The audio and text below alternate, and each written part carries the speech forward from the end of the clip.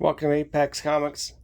Yes, I have a great purchase from Second and Charles bookstore. Purchased it yesterday. I was going to grab some old comics in the bins there. I saw this. I said, screw that. I'm going for this one. The X-Men Evolve. Yes. X-Men, Roy Thomas and Neal Adams. Yeah, a lot of you youngsters out there so used to the Chris Claremont, Dave Cockrum, or John Byrne X-Men, Rise of Phoenix, Dark Phoenix, and all that. This is pre that. These are really good stories here. This is when X-Men were going down in sales from ever since number 52, 53. But when Roy Thomas and Neal Adams came on board with Tom Palmer as inks, they've really set the bar. And of course, X-Men haven't been the same since then. And so there you have it, the good introduction. Of course, this is issue 56. Debuts Neal Adams on pencils and Roy Thomas. He's been writing X-Men before that, but it really shook a lot of people's heads, blew their minds with the beautiful dynamic artwork of Neal Adams and the finishes of Tom Palmer. So here we go. What is power? Looks through. We have the Living Pharaoh in this issue. Jean Grey in her classic costume. Cyclops, eye beams blazing. We get the Beast rumbling in action. Somehow, Angel's on the ground. So is Iceman. And here we go. Beautiful work. This goes through.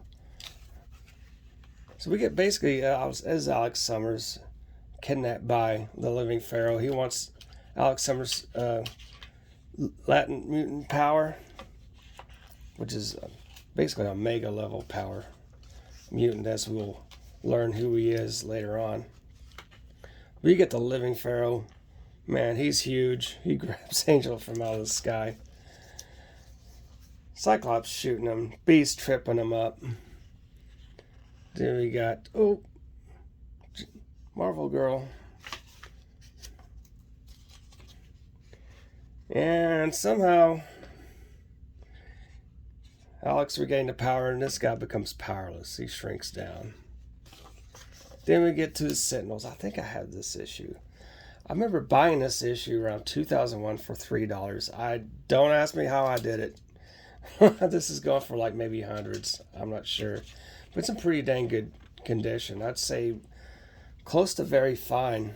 Well, at least very fine. But this introduces, reintroduces Lorna Dane, who's a Polaris, Magneto's daughter. She gets creeped on by the Sentinels. And this explains what happened last issue. Well, he can't control power. And so Angel blocks off the Arab army. Beast disarms him. Cyclops blasts him. God, look at all this beautiful foreshortening work here. Somehow they ended up in Lorna Dane's apartment. So what's going on here? Lorna Dane used to date Bobby Drake. And the cops show up. They seem like they don't like mutants. Throws a chair. Strikes Bobby in the head. Well, both of them. Then they fall. Beast falls. Iceman saves his life. And they go home and watch TV. What happens in this issue here? Man called Havoc. First appearance, full appearance of Havoc. Cyclops' younger brother. Oh, here comes the Sentinels invading their privacy again. They want to capture our mutants because they're a threat to the world and to the nation. Oh boy. Look how dynamic this looks. I'm having fun just looking at this stuff. Then we get, I think, David Brinkley on the news. Interviews Bolivar Trask. Where's Hunter Brinkley on this? Where was it? somewhere on TV. I think they may have edited it out. But anyway, it was cool. See David Brinkley on it. But I'm not seeing it in here. But there you go. Angel decides he's had enough. He has to do something about this capturing of mutants from the Sentinels. So you're trying to lure him out. Havoc's in the Sentinel prison with Iceman, and Lorna Dane's unconscious.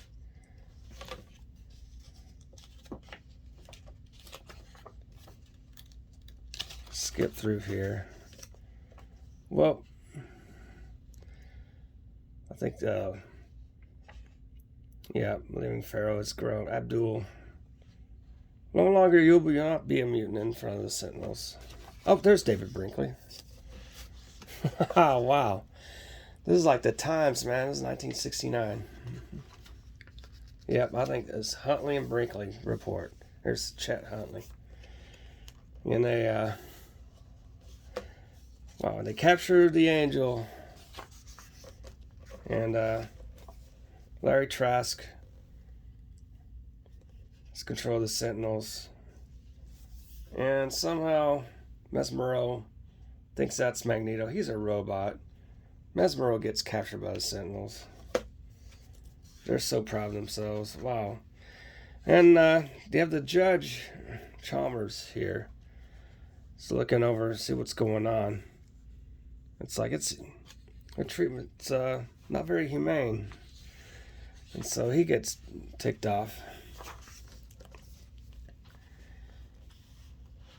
And then they have alert what's going on. Closed circuit TV. They know the X-Men has evaded. Somehow he rips the necklace off of him. And he gets captured because he figured out that Larry Trask is a mutant. Damn. And gets on with the next issue.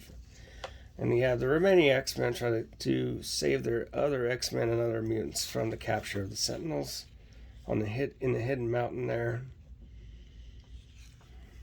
And they get blasted out of the sky. They fall.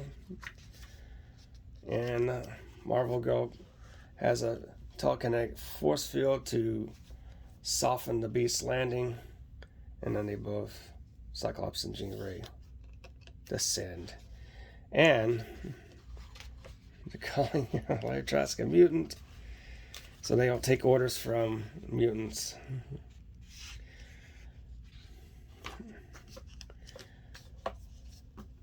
He says, destroy them. You mustn't destroy them.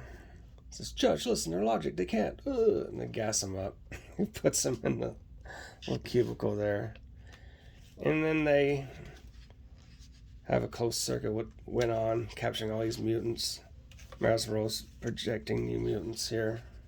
Or the Master Mold, sorry. That's the leader of the Sentinels. And then, infiltrated by the X-Men, they clobber a couple of Sentinels there. Zaps them.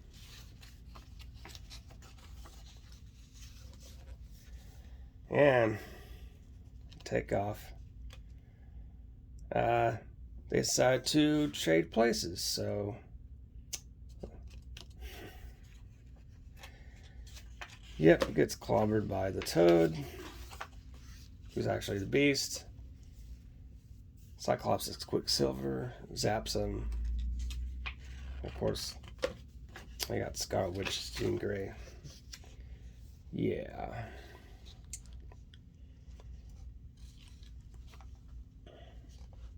That is great.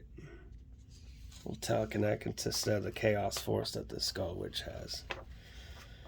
Oh, clean these zaps right in.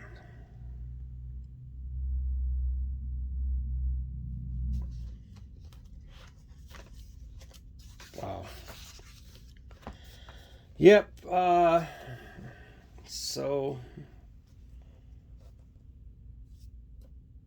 Cyclops decided to discuss some sense with one of the Sentinels, and Havoc's power's gone out of control. Blam.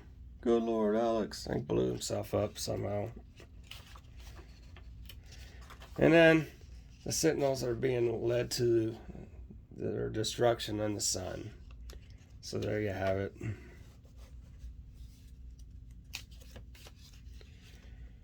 Yep. This kind of preamps into Lycos. We get the first appearance of Sauron in issue 60.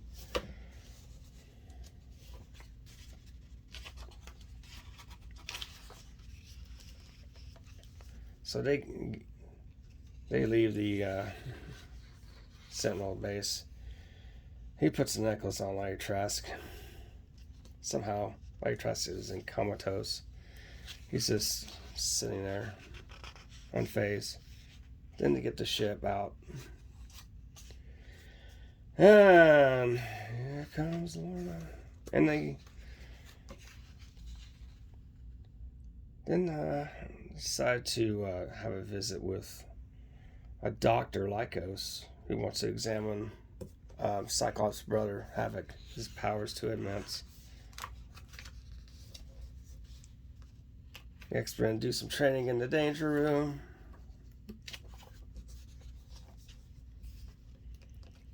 Man, this is so brilliant work. And Lycos discovers his origin. He's on a mountain. His lifelong girlfriend, Tanya, is in trouble from pterodactyls. Any relation to Pterodactyl Davis, we'll find out. Alright. A little inside joke. Okay. Then he seems to have has a latent power of absorption, absorbs people's energies, especially mutants. He decided to touch the dog, and dog's having a very weakened effect by it.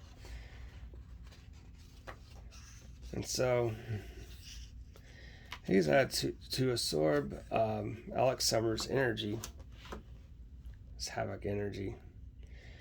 And somehow that changes into Sauron. Why? I have no... Oh, because of the pterodactyl exposure. My assumption. Then we get the team in here.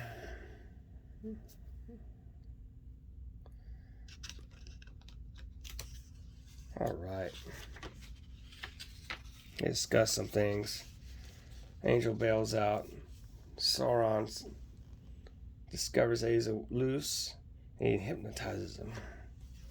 Then we go with issue number 61. Oh yeah, I had some reprints of this a while back. But this is why the best reprint right here. It's an oversized book. How can you beat it? And so, hypnotizes Angel into him hallucinations. And well, the next. Here we go. God, it's a beautiful layout. All the wings. Wow, look at that.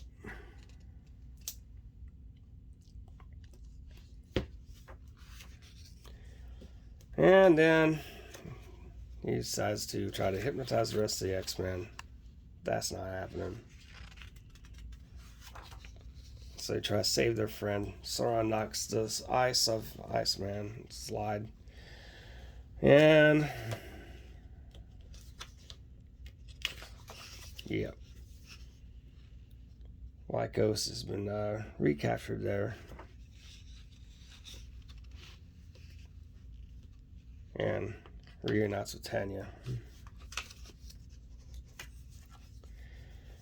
Somehow he tells her that he's too dangerous to be with, and Angel gets out of control. So Polaris, he absorbs Polaris power, regains stuff, and then Tanya can't leave him alone. He runs away into the abyss. Was on with 62, Khazar and the Savage Land. somehow Angel is in the Savage Land with Sauron, and little reenactment happening. He gets thrown into the Savage Land. Some frog-looking creature discovers him. Yeah, looks like some guy with silver hair.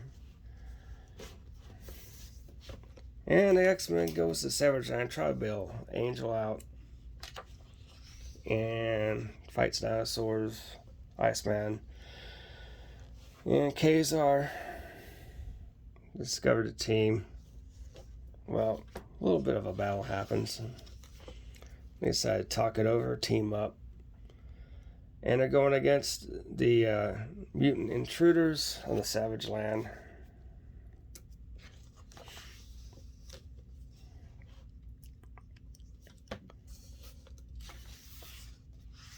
And there's the base there. Discovered other X-Men. Oh.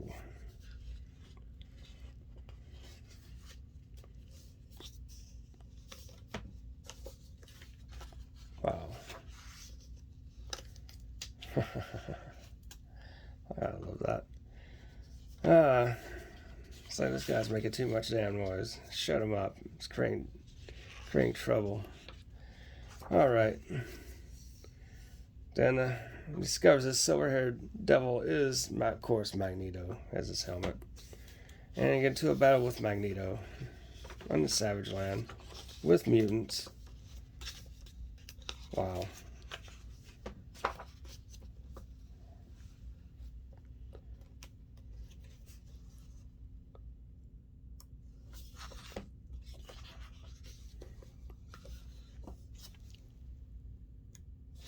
And the battle ensues.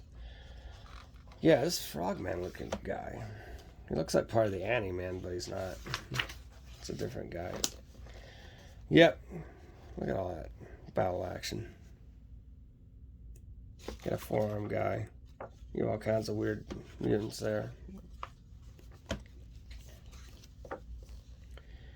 Then discovers who he is. Angel.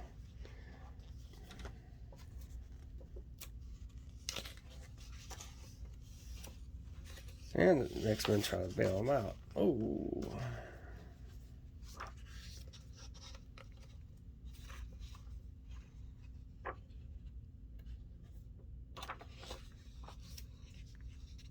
And you got Lorelei. This is the first appearance of Lorelei, by the way.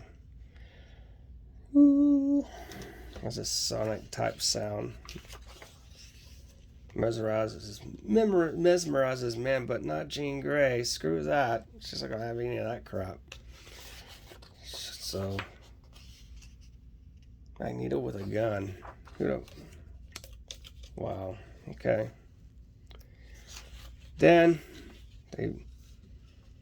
Magneto escapes the explosion.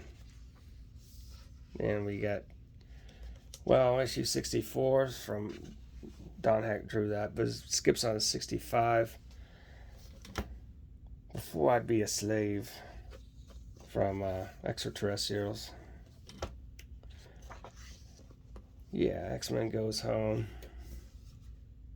Figure out what they're gonna do. So somehow discovered an Andromeda invasion. Professor X tells them what's going on.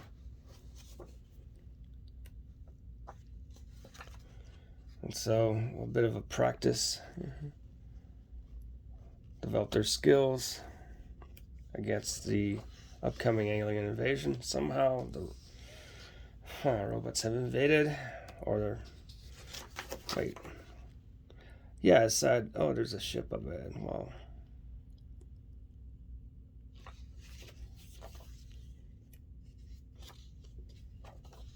And there's a monster on board.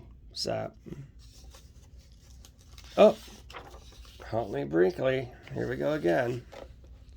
The two news guys. Oh. This is just magnificent. I wish somehow Neal Adams could draw X-Men again, but yeah, that'd be great. Wow.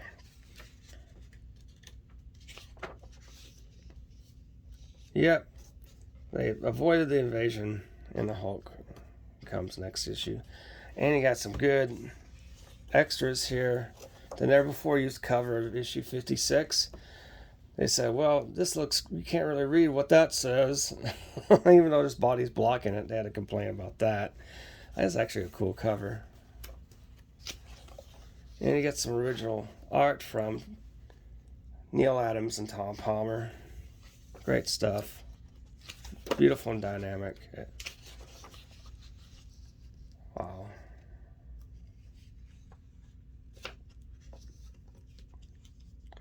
And you got some color work, courtesy of Jeff Jatra's collection. It's great stuff, as it would appear in the comics in a way. Wow.